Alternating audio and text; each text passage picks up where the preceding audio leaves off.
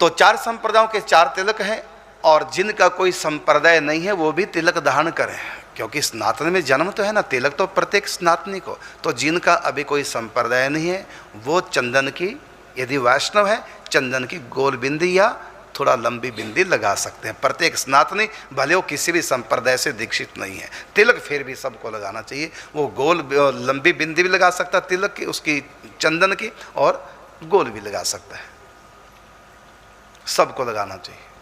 और एक और होता तिलक, जो आम जिन्होंने अभी दीक्षा नहीं ली किसी संप्रदाय से, वो ब्राह्मण लोग जो तिलक लगाते हैं, कैसे लगाते हैं? लाल श्री का नीचे से ऊपर तक लंबा तिलक, जैसे ज्योति का आकार होता है, ऊपर से पतला नीचे से थोड़ा मोटा, जैसे ज्योत जगाते हैं ज्योति का जैसा आकार होता है, तो लाल रंग की ज्योति होती है, तो ज्योत का आकार भी धारण कर लेते हैं। लेकिन ये किसी संप्रदाय का तिलक नहीं होता। जब तक किसी संप्रदाय से दीक्षा ना हो तब तक हम इस तिल को लगाएं। तो हम चंदन से भी लगा सकते हैं और रोली से भी लगा सकते हैं। तो इस तिलक को प्रत्येक स्नातनी को अवश्य धारण करना चाहिए। मैं बता रहा हूं कि निम्बार्क संप्रदाय में जो श्याम श्री लगाते हैं, इसका अर्थ क्या है और ये शास्त्र का इसका क्या आधार है, प्रमाण क्या है।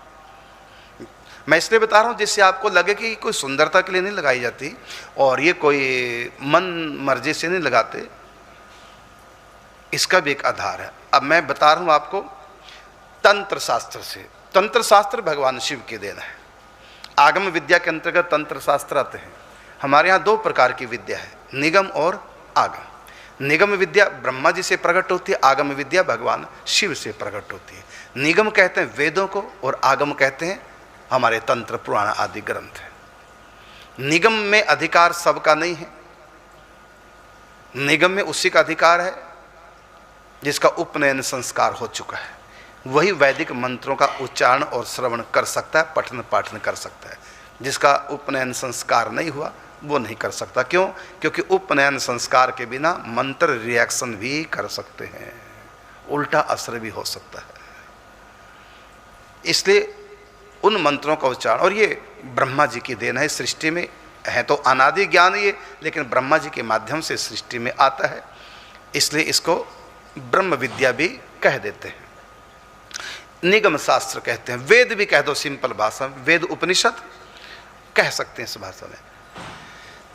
तो ये ब्रह्मा जी के द्वारा प्रकट हुआ है इस सृष्टि में। और जो आगम विद्या है, जैसे हमारे पुराण तंत्र शास्त्र हैं, ये भगवान शिव के माध्यम से इस मनुष्य लोक में आए हैं। तो ऐसे हमारे यहाँ बहुत तंत्र शास्त्र हैं। उसमें तंत्र शास्त्र में ऐसे एक कुमार तंत्र है। कुमार तंत्र में भगवान शिव भगवती पार्वती जी का संवाद है। अधिकतर तंत्र भगवान शिव पार्वती के संवाद रूप में प्रकट हुए हैं इस दुनिया में। तो इसमें भगवती पार्वती जी कुमार तंत्र शास्त्र में भगवती पार्वती भगवान शिव से एक प्रश्न करती हैं, क्या? बिंदुद्भवम वद विभो श्रोतुम कौतूहलम मम को वासः कुतः उत्पन्नस्तत्प्रभावश्च कः शिवः। हे कल्याण स्वरूप महादेव, ये जो बिंदु है, श्याम बिंदु, जो वैष्णवजन अपने मस्तक पर धारण करते हैं, इसकी उत्पत्ति कहाँ से हुई और ये इस मृत्यु लोक में कह लो आप कि निम्बार्क संप्रदाय के पास कैसे आया? तो इसमें भगवान शिव उवाच है, भगवान शिव कहते हैं, द्विभुजा स्वपि गोलोके ब्रह्म रासमंडले तन्मंडलस्य मध्यस्थो ननाद नूपुरोद्भव। जो भगवान शिव ने कहा यही महावाणी जी में भी आया है, और इसके ऊपर हमने एक दोहा बनाया, एक रचना की हमने 2 पंक्तियों में, क्योंकि दोनों संस्कृत के हैं। तो हमारे मन में आया कि संस्कृत में इतना अच्छा ये वाक्य है, इसको हिंदी में बनाया जाए, सिंपल सी हिंदी में जो लोग समझ जाए। तो हमने बनाया कि सुनत समाधि में सदा ऋषि मुनि नाद ओंकार, सो अनहद श्री राधिका पायल की झनकार। तो राधा माधव रास मंडल में रास कर रहे हैं, उनके नूपुरों से ये बिंदु प्रकट हुआ है, जो हम श्याम बिंदी लगाते हैं। तो कैसे प्रकट हुआ है तो सुनिए। कहते हैं कि बिंदु जब रास मंडल में प्रकट हुआ तो तन मंडलस्य मध्यस्थो ननाद नूपुरोद्भव, नूपुर से ध्वनि निकली। राधा रानी के, ठाकुर जी के एक ही बात है। तो नूपुर से ध्वनि निकली। तो कैसे ध्वनि निकली? क्लीम।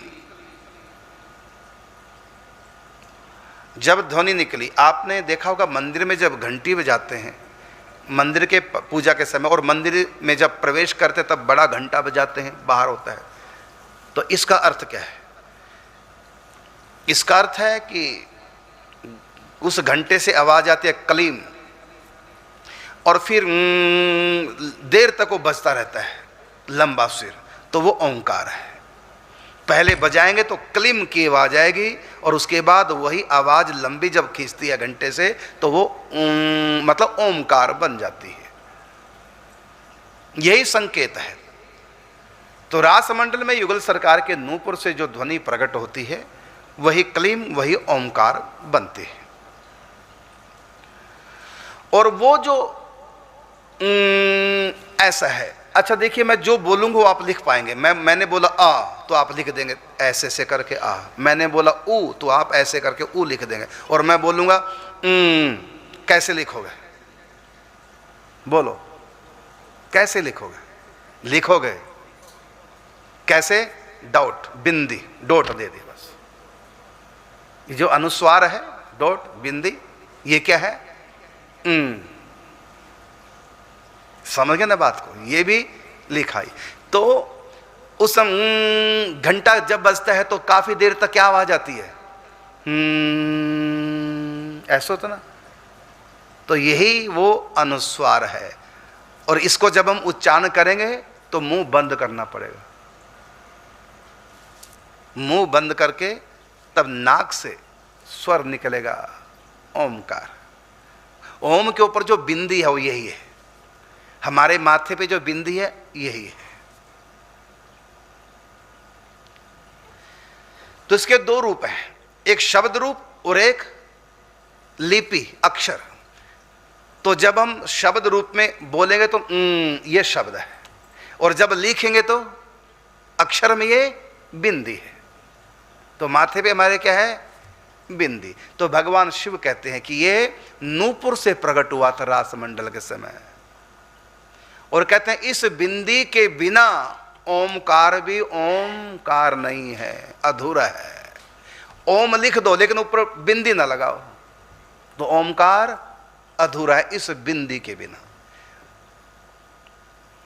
तो कहा भगवान शिव कहते हैं कि ये स्वर जो ये जो निकला नूपुर से रास मंडल में, रास के समय, तो वो स्वर वहीं गूंजता रहा रास मंडल में। कहा कि तन मंडलस्य मध्यस्थो ननाद, ननाद का मतलब शब्द, स्वर।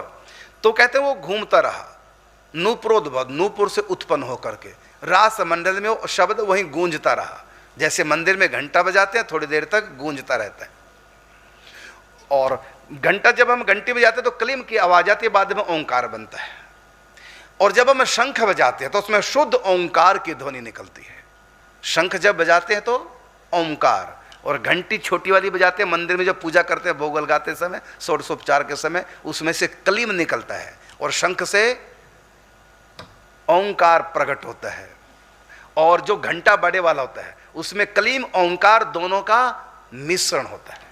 इसलिए पूजा में छोटी घंटी होती है और मंदिर में प्रवेश करते हैं घंटा बजाते हैं, उसमें दोनों होते हैं, ओंकार, शंख का ओंकार और घंटी का अंदर वाली घंटी का क्लीम। देखा ना आपने, घंटी बजाते क्लीम क्लीम क्लीम क्लीम, तुम तो टन टन टन बोलते हो, टन टन की आवाज नहीं होती, क्लीम क्लीम की आवाज होती है। तो शंख है ओंकार प्रकट करने वाला और मंदिर की घंटी क्लीम प्रकट करने वाला। तो ओंकार है वैदिक और क्लीम है पौराणिक और तांत्रिक साधना का अंग। ओंकार है ज्ञान का प्रदाता और क्लीम है प्रेम का प्रदाता। तो क्लीम प्रेम का बीज मंत्र है और ओंकार वेद का बीज मंत्र। वेद का मतलब ज्ञान, विद कहते हैं ज्ञान को, विद्वान मतलब विद्वान, धनवान, बुद्धिवान, ऐसी विद्वान, विद का मतलब ज्ञान होता है, और इसी विद से वेद शब्द बना है। और वेद कहाँ से प्रकट होता है? ओंकार से। अब रही बात प्रेम की, क्योंकि हमारे यहाँ स्नातन में दो उपासना है, प्रेम और ज्ञान की उपासना। ज्ञान में भगवान निराकार है और प्रेम में भगवान साकार है। तो घंटी मंदिर में वो प्रेम प्रदाता है, वो क्लीम काम बीज प्रेम का प्रकट करने वाली, और शंख ओंकार को प्रकट करता है। और शंख भीतर से उसमें केवल आकाश होता है, खाली होता है, लेकिन घंटी भीतर से खाली नहीं, उस घंटी में एक गोल बिंदी होती है, जिसको तुम क्या बोलोगे? उसको घंटी के अंदर जो होता है क्या बोलते हैं? चलो जो भी आप समझ गए होंगे। तो घंटी जो टकराती है अंदर, क्या बोलेंगे उसको? हैं? अरे घंटी तो है ही है, सारी वो घंटी सबका नाम है। अंदर जो बजती है, टन टन हिलती है, जो गोली होती है ना, वो जो टकराती है घंटी की दीवार पर, जो आवाज निकलती है, वो गोली, वो गोल बिंदी ऐसी होती है। उसे काम बीज, प्रेम का बीज मंत्र कलीम प्रकट होता है। तो प्रेम प्रकट होगा कलीम से, और ज्ञान शून्य, शंख भीतर से, उसके अंदर कुछ नहीं होता। तभी कहा ना ढपोल शंख अंदर पोल है। अर्थात इसका अर्थ है निराकार भगवान। ओंकार से निराकार भगवान की अनुभूति। तो शंख ओंकार प्रकट, तो ओंकार कहां से प्रकट हुआ? निराकार का, माने ओंकार प्रकट करेगा निराकार को, और कलीम प्रकट करेगा प्रेम। इसलिए हमारा जो निकुंज मंत्र है जब दिया जाता है तो ये भगवान से प्रकट हो रहा है। तो निकुंज मंत्र का पहला जो वो है बीज मंत्र कलीम, यहां से प्रारंभ होता है निकुंज का मंत्र। ये प्रेम का प्रदाता है। इसलिए मंदिर में अंदर साकार भगवान है, तो वहां घंटी बजाई जाती है, इसमें कलीम शब्द प्रकट होता है। कोई भी पूजन उपचार हम अर्पण करते हैं प्रभु को, तो घंटी जरूर बजाते हैं। तो यह प्रेम का, और शंख है ओंकार प्रकट करने वाला, अर्थात ज्ञान। तो यहां भगवान शिव कहते हैं कि वो जो स्वर था, मतलब कलीम, जो प्रकट हुआ नूपुर से, तो रास मंडल में ध्वनि होने लगी, जैसे भ्रमर गूंजता है, जैसे घंटे को बजाते हैं ना काफी देर, इस प्रकार ध्वनि चारों तरफ घूमने लगी। और देखने राधा माधव सखियां। भगवान शिव कहते हैं भगवती पार्वती को कुमार तंत्र में कि अकारश्च उकारश्च मकार इति व्याहृतः बिंदु प्रभाव मात्रेण ओंकार शब्द उच्चते। कहते हैं वो जो बिंदु है उसकी महिमा सुनो। कहते हैं इस बिंदु के दो अर्थ लगाना, यहाँ एक तो लिखा हुआ है डोट बिंदी, और एक शब्द, ये दोनों एक ही हैं। तो कहते हैं इस तीनों आ उ मा, तीनों से मिलकर बना है ओम का। जब हम ओम लिखते हैं, यदि ऊपर बिंदी ना डाली जाए ओम के, तो ओमकार अधूरा कहलाएगा। इस बिंदी से ही ओमकार संज्ञा होती है पूर्ण की। का बिंदु प्रभाव मात्रेण ओंकार शब्द उच्चते। बिंदु के बिना हम ओम बोल ही नहीं सकते, इतनी महिमा इस छोटे से बिंदु की है। और कहते हैं वो जो स्वर है वो जब इस धरती पे आया, क्योंकि पूछा था पार्वती जी ने कि यहां तक कैसे पहुंच गया बिंदु जो संत माथे के बीच में लगाते हैं, वो यहां तक कैसे आए? तो भगवान शंकर कहते हैं वो गोलोक धाम में रास मंडल में बिंदु शब्द के रूप में प्रकट होकर के, तो पहले फिर आया नीचे भुहर लोकश्च भुअ चैव स्वर्ग लोकश्च ततः परः बिना ओंकार मात्रेण सर्व कार्यम ही निष्फलम। भगवान शंकर कहते हैं कि भूलोक भयलोक स्वरलोक, यहां कहीं भी वैदिक मंत्र उच्चारण करें, और वैदिक मंत्र उच्चारण करके जब कार्य करते हैं या पूजन आदि करते हैं, कहते हैं कि बिना ओंकार के वैदिक मंत्र निष्फल होता है। बिना ओंकार लगाए कोई भी मंत्र जब बोलते हैं वैदिक मंत्र, तो वैदिक मंत्र में पहले बोला जाता है ओम हरि ओम, उसके बाद फिर सहस्र शीर्षा पुरुखा, इस प्रकार से। तो वेद मंत्र बिना ओमकार के निष्फल है। यदि हम वैदिक पूजा करते हैं वेद मंत्रों से, ओमकार लगाना भूल गए, बिना ओम के सीधा सीधा मंत्र बोल दिया और पूजन करने लगे, कहते वो पूजन निरर्थक है, वो क्रिया निरर्थक हो जाती है ओम के बिना। और ओम निरर्थक है बिंदु के बिना। तो ये महिमा वेद में किसकी है? बिंदु की। तो बिंदु के बिना ओमकार पूर्ण नहीं, और ओमकार के बिना वैदिक मंत्र पूर्ण नहीं, और वैदिक मंत्र के बिना वैदिक उपासना पूर्ण नहीं। तो मूल में क्या हुआ फिर वेद के? ये, और ये प्रकट कहां से हुआ? राधा रानी के नूपुर से। आगे कहा ये फिर वही शब्द ब्रह्म कहा, वही जब लिखने के रूप में आता है तो कैसे लिखेंगे उसको? जैसे मैंने कहा आ को कैसे लिखेंगे? ऐसे ऐसे। का को कैसे लिखेंगे? ऐसे करके ऐसे। और ऐसे इसको कैसे लिखेंगे? बिंदु के रूप में, डॉट, अनुस्वार। तो कहते हैं वही बिंदी स्वयं भगवान ने अवतार लिया, हंस अवतार भगवान का 24 अवतारों में। हंस अवतार ने उसी ध्वनि को लिपिबद्ध किया, किसके रूप में? वैष्णव के माथे पे ये बिंदी श्याम लगा करके। कहते हैं आरभ्य नासिका मूलम ललाटांत लिखेन मृदम, नासिका या श्रयो भाग नासा मूलम प्रचक्षत है। वही शब्द ब्रह्म, नाद ब्रह्म, कलीम का, ओमकार का मूल। कलीम बिंदी के बिना कलीम भी नहीं लिखा जाता। हम लिखते ना आधा का, ला, आ की मात्रा ऊपर, ई की मात्रा फिर ऊपर बिंदी। इस बिंदी के बिना ना तो कलीम बनेगा और इस बिंदी के बिना ना ओम। दोनों में एक एक बिंदी लगी।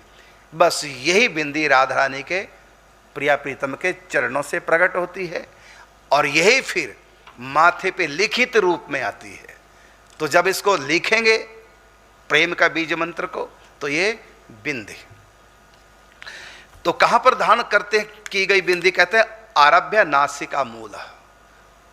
मूल नासिका, मूल कहते हैं जहां से शुरू हो, मूल ऊपर से, को ललाट आनते, ललाट के अंत में। ये तिलक कहां से प्रारंभ होता है? नासिका के मूल, मूल से। जहां नासिका समाप्त हो वहां से नहीं, जहां मूल प्रारंभ हो। मूल किसको कहते हैं? नासिका के 4 भाग कर लो तो अंतिम भाग जहां से प्रारंभ होता है उसको बोलते हैं नासिका मूल। तो आरभ्य नासिका मूलम ललाटांते लिखेन मृदम।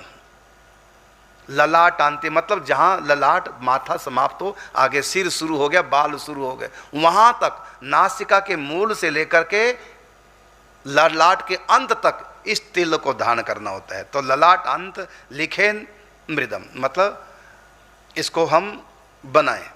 और नासिकाश्रयो भागा नासा मूलम प्रचक्षते। तो कहा कि नासिका के 3 भागों को महर्षि लोग तीसरे भाग को मूल भाग कहते हैं, तो वहां लगाना चाहिए। फिर आगे कहा कि श्याम बिंदु रीति प्रोक्त चक्षुर मध्य भ्रुवि स्थित तस्य दर्शन मात्रेण महापातक नाशनम। भगवान शिव माते श्री पार्वती जी से कहते हैं कि नेत्रों के मध्य, दोनों नेत्रों के मध्य भृगुटी के बीच में स्थित श्याम बिंदु बतलाई गई है। इसके दर्शन करने से ही बड़े बड़े पाप दूर हो जाते हैं। मतलब जिस सज्जन ने माथे पे श्याम श्री लगा रखी हो, उनकी श्याम श्री के दर्शन करने से दर्शन करने वाले के पाप कटने लग जाते हैं। और जो माथे पे धारण किया उसके तो कहने क्या है, उसको तो साक्षात राधा माधव का स्वरूप बताया है तिलक को। जिसके माथे पे तिलक है और साक्षात राधा माधव का स्वरूप है। तो भगवान शिव कहते हैं कि महापातक नाशनम दर्शनम, दर्शन मात्रेण महापातक नाशनम। श्याम श्री के दर्शन करने से महापातक का भी नाश हो जाता है। आगे भगवान शंकर जी कहते हैं कृष्ण पाद उध ऊर्ध्व रेखा या स्वर्ध पुंड्रम प्रकीर्तितम तस्य मध्य तु संस्थाप्य श्याम बिंदु विशेषतः। कहते जो तिलक की जो रेखाएं है ना, ये दरअसल रेखाएं हैं तिलक की 2। ये हैं क्या कि भगवान श्री कृष्ण के चरणों में जो रेखा है बीचों बीच, सबके नहीं होती है, संतों के तो अक्सर देखा मैंने होती है। तो चरणों के बीच में एक रेखा होती है जो शुरू होती है चरणों के अंगूठा का जो अग्रभाग, जैसे अंगूठे का ये भाग और इसका ये भाग, दोनों के बीच में से रेखा प्रारंभ होती है। उसको पद्म रेखा भी बोलते हैं। और इसको पद्म रेखा इसलिए बोलते हैं, कमल की नाल की तरह होती है और एकदम सीधी नहीं होती, थोड़ा सा लहर खाती हुई चरणों के बीच में। संतों के तो मैंने बहुत देखी, आम लोगों की रेखा नहीं होती, इसको पद्म रेखा बोलते हैं, पद्म नाल रेखा। तो यही रेखा ये दो रेखा बनाती है। तो श्री कृष्ण के चरणों में, राधा रानी के चरणों में जो पद्म रेखा है, पद्म नाल रेखा, वही रेखा ही माथे पे संत धारण करते हैं। सभी संत, सभी संप्रदायों में ये राधा माधव के चरण की कमल नाल रेखा है। ये भगवान शंकर जी ने माते श्री पार्वती को बताया है। तो कहा कि कृष्ण पादयोर ऊर्ध्व रेखा या सोर्ध्व पुंड्रम कर प्रकीर्तितम तस्य मध्य तु संस्थाप्य श्याम बिंदु विशेषता। तस्य मध्य मतलब इन दोनों रेखाओं के बीच में श्याम बिंदु लगाना चाहिए, धारण करना चाहिए। मैं कहना चाहूँगा जो निम्बार्क संप्रदाय के नहीं है, जिनके यहाँ पर श्याम बिंदी नहीं लगाते, वो ये ना सोचें कि यार इतनी महिमा श्याम बिंदी की हमारे संप्रदाय में तो नहीं है। हमारे संप्रदाय में तो लाल श्री लगाते हैं, उसका भी वही फल है। समझ गए ना? शक्ति सब तिलकों में बराबर होती है, बस तो सब संप्रदाय के अनुसार अलग अलग के रूप रंग बना देते हैं। नहीं तो सब जगह यही होती है, दो रेखाएं और बीच में श्री होती है, चाहे वो लाल श्री हो श्री जी, और चाहे वो श्याम श्री हो। तो जो महिमा श्याम श्री की है वही महिमा लाल श्री की भी वही महिमा है, कोई अंतर नहीं है। बस ये अलग अलग पहचान बना रखी है ठाकुर जी ने सब संप्रदायों की। इसलिए जिनके यहाँ श्याम बिंदु नहीं है तो वो निराश ना हो। जो आप बीच में ऊर्ध्व दो रेखाओं के बीच में जो भी आप लगाते हैं उसकी भी वही महिमा है। आगे भगवान शिव कहते हैं कि यद बिंदु धारणात ब्रह्म सृष्टि वितनुते ध्रुवम बिंदोश्च धारणा शंभु संघर्ता सर्वतत्वविद। इसी बिंदु को धारण करने से ब्रह्मा जी सृष्टि का सृजन करते हैं, शंकर जी सृष्टि का संहार करते हैं।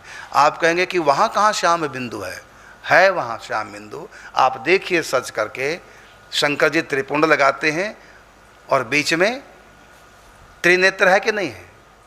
तो नेत्र जो बीच में छपा होता, नेत्र के अंदर श्याम बिंदु, आपकी आंख के भीतर है कि नहीं श्याम बिंदु, जिसको तिल बोलते हैं, तिल से ही तिलक शब्द बना है, तो नेत्र में है ना श्याम बिंदु। तो त्रिनेत्र भगवान शंकर जी के बीच में है। तो उस नेत्र के अंदर देखा होगा आपने, आपके नेत्र में बीच में एकदम ब्लैक डॉट होता है, वही है श्याम बिंदु जो भगवान शिव ने धारण कर रखा। और मैंने कहा कहीं कहीं लाल भी होता है, सन्यासी बीच में धारण करता त्रिपुंड के लाल बिंदी, वही श्याम श्री का स्वरूप है। बस वो लाल श्री है, हमारी श्याम श्री है, वो रक्त श्री है, वही दोनों।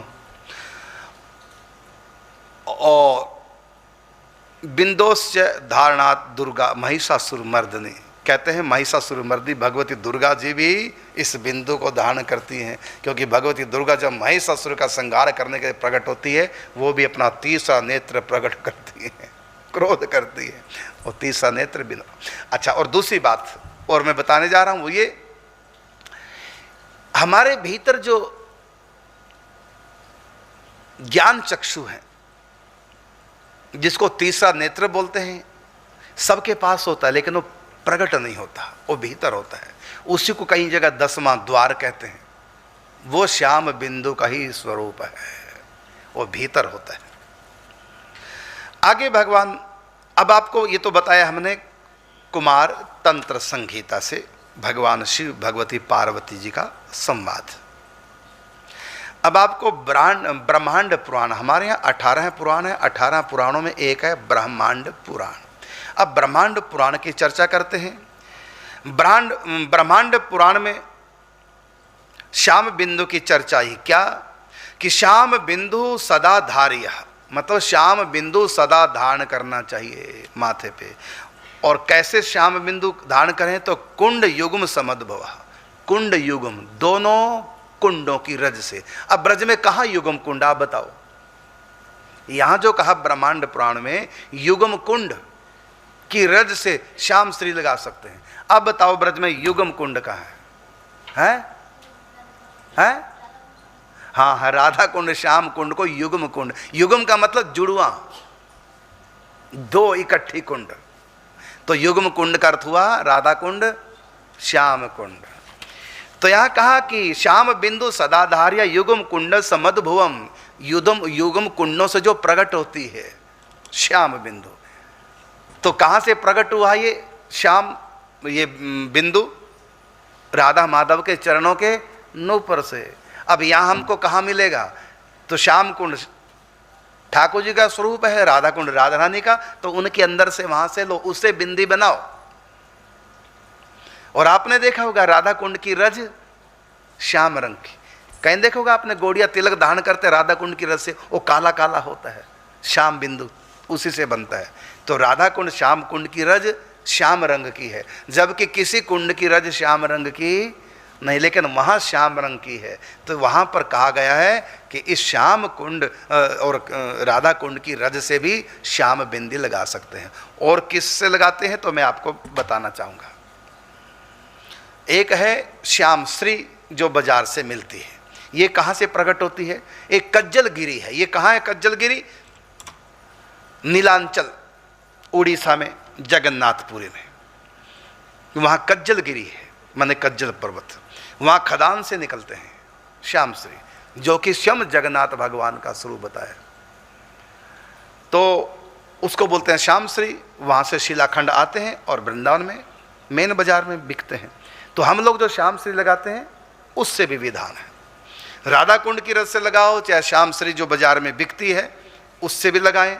और तीसरा, सुपारी को जला लो, उसमें शहद, चंदन, इत्र आदि मिला दो, घोल करके डिब्बी में रख लो, सुपारी को जला करके, उससे भी हम श्याम बिंदी लगा सकते हैं। और चौथा श्याम बिंदी लगा सकते हैं हम गाय का उपला। कौन सा उपला? गाय का। जो गाय घर में है उस गाय का उपला नहीं, जो गाय चरने जाती है और चरते चरते गोबर कर देती है, वो गोबर अपने आप ही सूख जाता है, उसको बोलते हैं अरण्यक, जंगली गोबर। चरते हुए गाय जो गोबर का त्याग करती है वो सूख जाता है अपने आप ही। उस सूखे को ले आओ, उसको जला करके उसमें शहद डाल करके और अपनी तरफ से इत्र और चंदन आदि भी मिला सकते हैं उसमें। तो अरण्य का जलाकर भस्म से भी हम श्याम श्री लगा सकते हैं। और पांचवी श्याम श्री लगाने का विधान है हरिद्रा से, हल्दी की गांठ को जला करके, उससे उसकी भस्म से भी हम श्याम श्री लगा सकते हैं। राधा कुंड कृष्ण कुंड की रज से और श्याम श्री से और अरण्यक से गाय गोबर से और हरिद्रा से और सुपारी से जला करके, ये तीनों चीजें जला करके काली हो जाती है, सुपारी, हल्दी और अरण्यक माने गाय का गोबर से। और राधा कुंड और कज्जलगिरी पर्वत से जो श्याम श्री निकलते, इस प्रकार ये 5 चीजों से हम श्याम श्री धारण करें। ये नहीं कि जो काजल की डिब्बी आंखों में लगाते हैं उसी से श्याम की काला ही तो करना है। बड़े बड़े अर्थ होते हैं काले के। एक काला मुंह कर लिया इसने, उसका अर्थ कितना गलत होता है ना। एक कई बार घर वाले कहता तू काला मुंह करके निकल यहां से, अब उस वहां काले का अर्थ और होता है। एक हमारे श्याम सुंदर काले हैं, वहां काले का अर्थ और होता है, तो है तो काला ही। एक होता तेरे काले कर्म, वहां काले का अर्थ और होता है। तो शब्द वही है। तो है ऐसा, इसका अर्थ नहीं काला तो काला ही है, नहीं। इन 5 में से किसी एक से श्याम श्री लगानी है और छठी वस्तु से नहीं। आप सोचो काली तो बिंदी है, चलो काजल से काली बिंदी लगा लें, नहीं, उसका कोई विधान शास्त्रों में नहीं है। ये हमने आपको बताया श्यामश्री और कल बताई थी तिलक की महिमा। अब हमारे महावाणी निकुंज के जो हरिप्रिया सखी आई हैं श्री हरि व्यास देवाचार्य जी के रूप में, उन्होंने एक व्रत निर्णय नाम का ग्रंथ लिखा। उसमें भी श्याम श्री की और तिलक की महिमा है, वो भी लगे हाथ में पढ़ के सुना देता हूँ। तो ये हरिप्रिया सखी जो श्री हरि व्यास देवाचार्य जी के रूप में प्रकट हुई थी, जिन्होंने महावाणी ग्रंथ हम सब के लिए सुलभ किया। तो आप लिखते हैं कि मंदिरम सततम धार्यम श्याम बिंदु समन्वितम ज्ञान वैराग्य सिद्धार्थम प्रेम भक्ति हेतुकम। इसकी महिमा क्या है? तो कहा कि श्री हरि की प्रेमा भक्ति के लिए एवं अंतःकरण में ज्ञान वैराग्य की संप्राप्ति निमित्त श्याम बिंदु सहित अपने ललाट पर हरि मंदिर स्वरूप गोपी चंदन से सुंदर उर्ध्व पुंडो तिलक अवश्य प्रत्येक साधक को धारण करना चाहिए। मंदिरम सततम अर्थात जैसे मंदिर में भगवान है, ऐसी तिलक में भगवान, तो तिलक का एक नाम मंदिर भी है, मंदिर स्वरूपम। मंदिरम सततम धार्यम श्याम बिंदु समन्वितम, मतलब केवल तिलक ही नहीं लगाना, साथ में श्याम बिंदी भी लगानी। और इससे लाभ क्या कि ज्ञान वैराग्य सिद्ध्यर्थम, मतलब ज्ञान वैराग्य की प्राप्ति होगी। और प्रेम भक्ति हेतुक अहेतुकम, अहेतु की प्रेमा भक्ति प्राप्त होती है तिलक धारण करने से। आगे आप लिखते हैं कि धार्यतव्यम भ्रुवो मध्ये मंदिरम बिंदु मध्यमम भक्ति मुक्ति प्रदम नूनम प्रेम भक्ति प्रदम सदा। श्री हरिव्यास देवाचार्य जी महाराज लिखते हैं कि राधा माधव प्रभु की पराभक्ति निश्चयात्मिका भक्ति के लिए और भगवत प्रपत्ति रूप मोक्ष के लिए हमको ललाट पर दोनों भ्रुवों के मध्य श्याम बिंदु और तिलक धारण करना चाहिए गोपी चंदन से। आगे आप लिखते हैं कि गोपी चंदन पंकेन धारणम हरि मंदिरम ललाटादिषु गात्रेषु श्याम बिंदु विभूषितम। ललाट आदि अपने शरीर के 12 अंगों पर श्याम बिंदु सहित हरि मंदिर स्वरूप तिलक को धारण करना चाहिए, अर्थात 12 तिलक प्रत्येक साधक को लगाने चाहिए।